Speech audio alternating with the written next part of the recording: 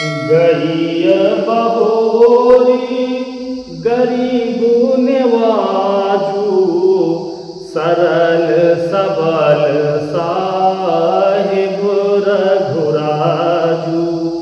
मित्रों नमस्कार, ज्ञान भारती क्लासेस में आप सभी मित्रों का बहुत बहुत स्वागत है। मित्रों इसमें हम लोग पढ़ रहे हैं नील शतक, और नील शतक हम लोग समापन की ओर चल रहे हैं। नील शतक में 2-4 श्लोक और बचे हैं, और ये जो श्लोक है हम लोग परिशिष्ट श्लोकों को पढ़ रहे हैं, जो प्रक्षिप्त श्लोक हैं। और ये जो श्लोक है ये बहुत ही इम्पोर्टेंट है, कई बार पूछा गया है, अक्सर ये पूछा जाता है श्लोक। और इस श्लोक में जो छंद है वो है शार्दूल विक्रीडित, और शार्दूल विक्रीडित छंद में वर्ण होते हैं 19 वर्ण होते हैं। 12 और 7 वर्णों पर यति होती है। एक बार शार्दूल विक्रीडित छंद का हम लोग लक्षण देख लेते हैं। सूर्या स्वैरदिमः सजौ सततगा शार्दूल विक्रीडितम् रे रे चातक सावधान मनसा मित्र क्षणं श्रूयताम् अम्भोदा बहवो हि सन्ति गगने सर्वेऽपि नैतादृशाः केचिद् वृष्टिभिरार्द्रयन्ति वसुधाम् गर्जन्ति केचिद् वृथा यं यं पश्यसि तस्य तस्य पुरतो मा ब्रूहि दीनं वचः सूर्या स्वैरदिमः सजौ सततगाः शार्दूल विक्रीडितम् रे चातक सावधान मनसा मित्र क्षणं श्रूयताम्। धीरे जी ने कहा कि रे चातक और मित्र, रे मित्र चातक, अरे मित्र चातक, रे मित्र चातक, अरे चातक मित्र, सावधान मनसा, सावधान मन से जरा ध्यान पूर्वक, श्रूयताम क्षणम, क्षण भर मेरी बात सुनो, तो कुछ देर मेरी बात ध्यान पूर्वक सुनो। अरे मित्र चातक, सावधान मन से बड़े ध्यान पूर्वक क्षणम श्रूयताम, मेरी बात को क्षण भर के लिए सुनो। रे चातक सावधान मनसा मित्र क्षणं श्रूयताम्। अरे चातक मित्र, ध्यान पूर्वक क्षण भर के लिए मेरी बात को सुनो। अम्भोदा बहवो हि सन्ति गगने, बस यही बहवो अम्भोदा सन्ति, कहाँ गगनी, इस गगन में, इस आकाश में बहवो अम्भोदा सन्ति, बहुत से बादल हैं, बहुत सारे मेघ हैं। आए मित्र चातक, मेरी बात को सुनो थोड़ी देर, क्योंकि इस आकाश में बहुत सारे बादल हैं, लेकिन सर्वेऽपि नैतादृशा, सर्वे अपि एतादृशा न, सभी मेघ एक जैसे नहीं हैं। आकाश में तो बहुत सारे बादल हैं, बहुत सारे मेघ हैं मित्र चातक, लेकिन सर्वे अपि न एतादृशा, सब एक जैसे नहीं हैं, सारे बादल एक जैसे नहीं होते हैं। सुनो, अरे केचिद् वृष्टिभिः आर्द्रयन्ति वसुधाम्, केचिद् कुछ बादल, वृष्टिभिः वसुधाम् आर्द्रयन्ति, बरसात करके इस पृथ्वी को गीला कर देते हैं। कुछ बादल ऐसे हैं कि जो बरसते हैं और बरसने के बाद वो पृथ्वी गीली हो जाती है। अब गरजंती केचिद वृथा, और केचिद कुछ बादल, कुछ मेघ, वृथा गरजंती बिना मतलब गरजते रहते हैं। उनका काम बरसना नहीं है, वो बिना मतलब केवल गरजना ही करते हैं, गर्जन करते हैं, हमेशा गरजते रहते हैं और उनका गरजना व्यर्थ है, उससे किसी का लाभ नहीं होता। तो केचित वृष्टि भी आर्द्रयन्ति वसुधाम, कुछ बादल बरसात कराकर पृथ्वी को गीला कर देते हैं। और केचित वृथा गरजन्ति, और कोई बिना मतलब गरजते रहते हैं, जिनका गरजना व्यर्थ है। तो यम यम पश्यसि तस्य तस्य पुरतो मा ब्रूहि दीनं वचः। तुम जिसको जिसको देखते हो, यम यम पश्यसि, जिसको जिसको तुम देखते हो ना, जिस जिस मेघ को देखते हो, तस तस पुरता, उसके उसके आगे, उस मेघ के सामने मा ब्रूहि दीनं वचः, तुम दीनहीन बात को ना बोलो। जिस मेघ के सामने जिस मेघ तुम्हारे सामने जो भी मेघ आता है और जिस मेघ को तुम देखते हो, उसके सामने आए चातक मित्र पानी पानी चिल्लाने लगते हो। सारे मेघ पानी देने वाले नहीं होते हैं, बहुत सारे मेघ इस आसमान में हैं, कुछ बरसात कराकर पृथ्वी गीली कर देते हैं, और कुछ ऐसे मेघ हैं जो बिना मतलब गरजते रहते हैं, वो बरसते नहीं हैं। तो यम यम पश्यसि तस्य तस्य पुरतो, जिस जिसको तुम देखते हो ना, उसके सामने दीनहीन वचन क्यों बोलने लगते हो? पानी पानी पानी पानी तुरंत लगाए रहते हो। मा ब्रूहि दीनं वचः, दीनहीन बात को ना बोलो। यम यम पश्यसि तस्य तस्य पुरतो मा ब्रूहि दीनं वचः, जिस जिस मेघ को तुम देखते हो, उसके सामने, उसके आगे तुम दीनहीन वचन बोलते क्यों हो? मा ब्रूहि, मत बोलो, चिल्लाना बंद करो। तो रे चातक सावधान मनसा, ऐ चातक मित्र सुन लो मेरी बात ध्यान से, बहुत देर नहीं समझाएंगे। क्षणम श्रूयताम्, थोड़ा क्षण भर के लिए मेरी बात को सुनो, क्योंकि बहवः अम्भोधाः गगने सन्ति, बहुत सारे मेघ इस आसमान में हैं, लेकिन सर्वे अपि एतादृशाः न एतादृशाः, लेकिन सारे मेघ एक जैसे तो होते नहीं, ना एक जैसे हैं। और केचित् वृष्टिभिः आर्द्रयन्ति वसुधाम्, कुछ मेघ ऐसे हैं जो बरसात करा करके वसुधाम को आर्द्रयन कर देते हैं, पृथ्वी को गीला कर देते हैं। और गरजन्ति केचित् वृथा, और कुछ बिना मतलब ही गरजते रहते हैं। तो यम यम पश्यसि तस्य तस्य पुरतो मा ब्रूहि दीनं वचः, जिसको तुम देखते हो, उसके सामने तुम दीनहीन बातें जो बोलते हो ना, अब तुम ब्रूहि, मां मत बोलो, क्या? दीनं वचः, दीनहीन बात को तुम कहो ना, अब ना बोलो। अरे चातक, पूछते बहुत है, रे चातक सावधान मनसा मित्र क्षणम श्रूयताम्, ये लाइन कहाँ की है? तो नीत शतक की है।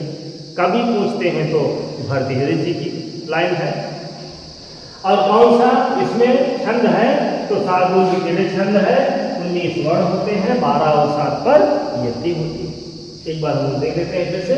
रे चातक, ये संबोधन किसके लिए? चातक मित्र के लिए संबोधन का निशान भी रखा है। सावधान मन से, बड़े ध्यान मन से, क्षणम श्रूयताम्, सुनो मेरी बात सुनो। अम्भोधा मतलब होता है मेघ, और बहवा मतलब बहुत सारे, संति माने हैं।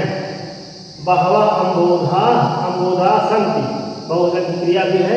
गगने मतलब आकाश में, सप्तमी गए, सर्वे अपि, कभी एक जैसे नहीं होते, ना धन एकादशा में वृद्धि संधि हो गई। अब केचित् वृष्टि भी, बरसात करके वसुधा को गीली करके, वसुधा मतलब पृथ्वी। अब केचित् वृथा गर्जन, गर्जन क्रिया भी लट्लकार प्रथम पुरुष बहुवचन के, क्योंकि वृथा, केचित् वृथा गर्जन, कुछ लोग, कुछ बादल ऐसे होते हैं जो बिना मतलब के बरसते हैं। और यम यम पश्यसि, जिसको जिसको जिस मेघ को पश्यसि मतलब देखते हो, पश्य जो क्रिया है लट्लकार मध्यम पुरुष एक वचन की है, जिसको जिसको देखते हो। तस तस मतलब उसके सामने, होता मतलब सामने, दीनं ब्रूहि मा वचः, दीनहीन बात मत। मत भूलें। फिर आगे अगला श्लोक हम लोग पढ़ते हैं। अब इसमें वसंत तिल का छंद है। वसंत तिल का छंद में 14 वर्ण होते हैं, 8 और 6 वर्ण पर होती है यति। पहली यति 8वें वर्ण पर और दूसरी यति होती है 6वें वर्ण पर। उक्ता वसंत तिलकात भुजा जगौगः, उक्ता वसंत तिलकात भुजा जगौगः, किं तेन हेमगिरिणा रजताद्रिणा वा, किं तेन हेमगिरिणा रजताद्रिणा वा, अयत्राश्रितस्य तरवास्तरवस्त एव, मन्यामहे मलयमेव यदाश्रयेण, कंकोलनिम्बकुटजा अपि चन्दनानि, उक्ता वसंत तिलकात भुजा जगौगः, किं तेन हेमगिरिणा और रजताद्रिणा वा। भरतेरी जी ने कहा कि तेन हेमगिरिणा किम, हेम मतलब होता सोना, और हेम गिरिणा कहता है सुमेर पर्वत को। सुमेर पर्वत को सोना सोना है, तो हेम गिरिणा मतलब सुमेर पर्वत। तेन हेम गिरिणा किम, उस सुमेर पर्वत से क्या लाभ है। किम तेन हेम गिरिणा, उस सुमेर पर्वत से क्या लाभ है। और रजत अद्रिणा व किम, रजत अद्रिणा कहता है कैलाश पर्वत को। तो उस कैलाश पर्वत से भी क्या लाभ है, और उस सोने के पर्वत सुमेर पर्वत से भी क्या लाभ है, कोई लाभ नहीं। हेम गिरिणा तेल की उस सुमेर पर्वत से क्या लाभ, अथवा उस कैलाश पर्वत से क्या लाभ। यत्र आश्रितास्य तरवः तरवस्त एव, यत्र आश्रितः तरवः, जहाँ पर रहने वाले पेड़, जिस कैलाश पर्वत और जिस सुमेर पर्वत पर रहने वाले जो पेड़ है ना, तरवः तरवः एव, वृक्ष वृक्ष ही रह जाते हैं। ऐसे सुमेर पर्वत से क्या लाभ, जिस सुमेर पर्वत पर रहने वाले पेड़ पेड़ ही बने रहते हैं। और ऐसे कैलाश पर्वत से क्या लाभ, जहां जिस कैलाश पर्वत पर रहने वाले पेड़ पेड़ ही बने रहते हैं, वो कुछ दूसरा क्यों नहीं बनते हैं। यत्राश्रितास्य तरवस्तरवस्त एव, यत्र आश्रितः, जहां पर रहने वाले पेड़ पेड़ ही बने रहते हैं। अमन्यामहे मलयमेव यदाश्रयेण, कंकोलनिम्बकुटजा अपि चन्दनानि। मैं तो उसी पर्वत को समझता हूँ, किस पर्वत को, मलयम को।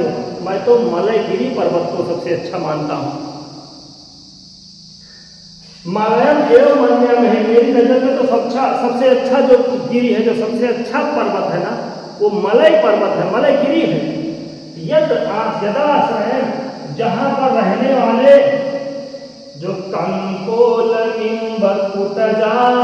अपि चन्दनानि, जिस मलयगिरी पर रहने वाले जो पेड़ है ना, जो पेड़ किसके हैं, चाहे कंकोल के हों, चाहे नीम के हों, और चाहे कुटज मतलब अर्जुन के हों।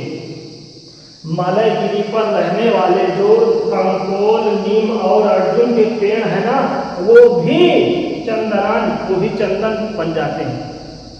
ऐसा कहा भी जाता है कि जो मलयगिरी पर पेड़ हैं, वो चाहे आम के हो, चाहे नीम के हो, चाहे जिसके हो, चाहे नीम के हो, चाहे अर्जुन के हो, चाहे कुटज के हो, चाहे जो भी पेड़ वहाँ रहते हैं, वो सब शीतल हो जाते हैं, इतने ठंडे हो जाते हैं कि उन पेड़ों में भी सांप लगते रहते हैं। तो वही भारतेरी जी ने कहा कि कैलाश पर्वत और उस सोने वाले पर्वत सुमेर पर्वत से क्या मतलब है कि जहाँ के पेड़ पेड़ ही रहते हैं। और मैं तो सबसे अच्छा मलयगिरी को ही मानता हूँ, मलय पर्वत को ही मानता हूँ कि जहाँ जो चंदन को छोड़ करके दूसरे पेड़ है ना, वो भी चंदन की तरह बन जाते हैं, वो भी चंदन हो जाते हैं और उनमें भी शीतलता पाकर सांप लिपटे रहते हैं। इतने शीतल पेड़ होते हैं वहाँ चंदन को छोड़कर दूसरे भी कि उन पेड़ों में भी सर्प लपटे रहते हैं। तो वही भट्टदेव जी को कहना पड़ा कि मन्या महे मलय, मैं तो मलय पर्वत को ही मानता हूँ, यद आश्रयण तरवा, तरवा जोड़ सकते हैं कि जहाँ पर रहने वाले जो वृक्ष है ना, चाहे कंकोल के हों, चाहे नीम के हों, चाहे अर्जुन के हों, ये सारे पेड़ भी चंदन बन जाते हैं। ऐसे सुमेर पर्वत और ऐसे कैलाश पर्वत से क्या मतलब कि जहाँ के पेड़ ही बने रहते हैं, ना तो सोना होते हैं ना चांदी होते हैं। अरे मैं तो मलय पर्वत को मानता हूँ सबसे अच्छा कि जहाँ दूसरे पेड़ भी चंदन बन जाते हैं। तो किंते हेम गिरिरा रजता दृढ़ावा यत्राश्रिताश्च तरवास्तरवस्तरेवो मन्यामहे मलयमेव यदाश्रयेण कंकोलनिम्बकुटजा अपि चन्दनानि उक्ता वसन्ततिलकातभुजा जलौगः। हेमगिरी कहता है सुमेरु पर्वत को, और रजत अद्रिणा, रजत मतलब होता चांदी और अद्रि मतलब होता पर्वत, और कैलाश पर्वत, रजत अद्रिणा मतलब कैलाश पर्वत, वह मतलब अथवा यत्र आश्रितास, जहाँ पर आश्रित जो तरवा है ना, जो पेड़ हैं वो पेड़ ही बने रहते हैं। यत्र आश्रितास में वेद संधि हो जाएगी। और मन्या में है ये जो क्रिया है ये उत्तम पुरुष एक वचन की है, लटकार की, और इसका कर्ता क्या हो जाएगा अहम। मलय तो मतलब मलय पर्वत को ही, यदा आश्रय जहाँ पर रहने वाले जो पेड़ हैं वो चाहे कंकोल के हों, चाहे नीम के हों, चाहे अर्जुन के हों, ये सारे पेड़ भी मतलब भी वो सारे पेड़ भी क्या बन जाते हैं, चंदन बन जाते हैं। तो किम तेन हेम गिरिरा रजता दृढ़ावा यत्राश्रिताश्च तरवः तरवस्त एवो मन्यामहे मलयमेव यदाश्रयेण कंकोलनिम्बकुटजा अपि चन्दनानि उक्ता वसन्ततिलकातभुजा जलौगः। तो मित्रों आज की क्लास में बस इतना ही, मिलते हैं अगली क्लास में, तब तक के लिए नमः संस्कृताय, धन्यवाद।